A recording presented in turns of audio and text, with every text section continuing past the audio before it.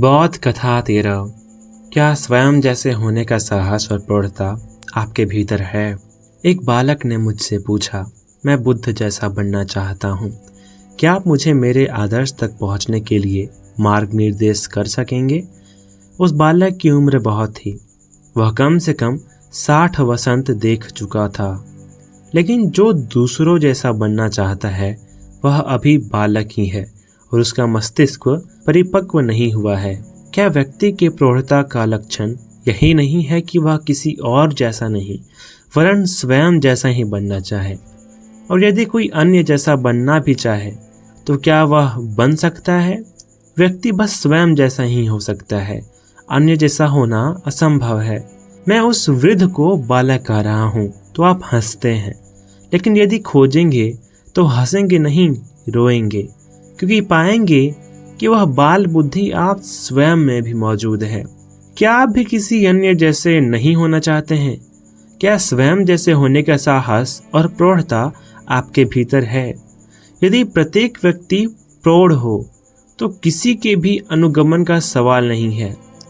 क्या बाल बुद्धि के कारण ही अनुगमन, अनुयायी, शिष्य और गुरु पैदा नहीं होते हैं? और स्मरण रहे कि अनुगमन करने वाली बुद्धि अप्रौढ़ तो होती ही है, अंधी भी होती है। उस वृद्ध बालक को मैंने क्या कहा था? मैंने कहा था, मित्र जो किसी और जैसा बनना चाहता है वह स्वयं को खो देता है। प्रत्येक बीज अपने वृक्ष को स्वयं में लिए हुए है और ऐसे ही प्रत्येक व्यक्ति भी स्वयं के अतिरिक्त और अन्यथा होने का मार्ग नहीं है।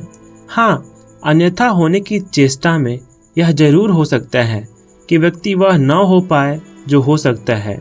उसे खोजो जो तुम हो और उसी खोज में से उसका विकास होता है जो तुम हो सकते हो। उसके अतिरिक्त किसी के लिए कोई आदर्श नहीं है। आदर्शों के नाम पर व्यक्ति स्वयं के विकास पथ से भटके हैं, कहीं पहुंचे नहीं। आदर्श की आड़ में मुझे आत्महत्याएं दिखाई पड़ती है और आत्महत्याएं ही तो होंगी। मैं जब भी किसी और जैसा होने में लगूंगा तो क्या करूंगा? स्वयं को मारूंगा, स्वयं को दबाऊंगा, स्वयं से घृणा करूंगा। ऐसे आत्महत्या होगी और होगा पाखंड, क्योंकि जो मैं नहीं हूं वह होने का, वह दिखने का, उसे प्रदर्शित करने का अभिनय होगा। व्यक्तित्व में दुई पैदा हुई कि पाखंड आया। जहां व्यक्तित्व में स्वविरोधी आरोपण है वही असत्य है, वही अधर्म है। यह स्वाभाविक है कि ऐसे अस्वाभाविक चेष्टा दुख लाए, चिंता और संताप लाए। इस भांति के तनाव की अति ही मनुष्य में नरक बन जाती है। स्वयं के सत्य और स्वयं की संभावनाओं के अक्षात से ही जो आदर्श जन्मता है और उसकी छाया की भांति जो अनुशासन सहा जाता है, उसके सिवाय सभी कुछ व्यक्ति को कुरूप और अपंग करता है। बाहर से आए आदर्श और अनुशासन के चौखटे आत्महिंसा लाते हैं। इसलिए मैं कहता हूँ, स्वयं को खोजो और स्वयं को पाओ। परमात्मा के द्वार पर केवल उन्हीं का स्वागत है जो स्वयं जैसे हैं। उस द्वार से राम तो निकल सकते हैं, लेकिन रामलीला का राम का निकलना संभव नहीं है। और जब भी कोई बाहरी आदर्शों से अनुप्रेरित हो स्वयं को ढालता है तो वह रामलीला का राम ही बन सकता है। यह दूसरी बात है कि कोई उसमें ज़्यादा सफल हो जाता है, कोई कम, लेकिन अंततः जो जितना ज़्यादा सफल है वह स्वयं से उतने ही दूर निकल जाता है।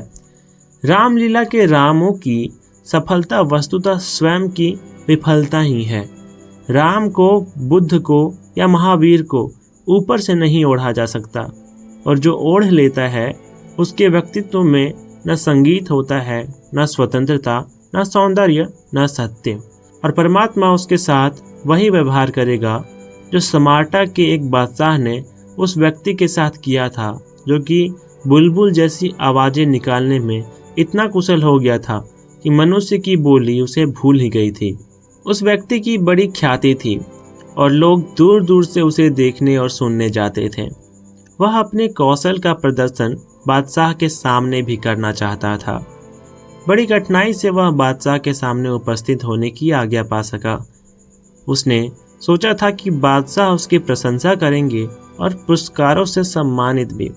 अन्य लोगों द्वारा मिली प्रशंसा और पुरस्कारों के कारण उसकी यह आशा उचित ही थी। लेकिन बादशाह ने उसे क्या कहा?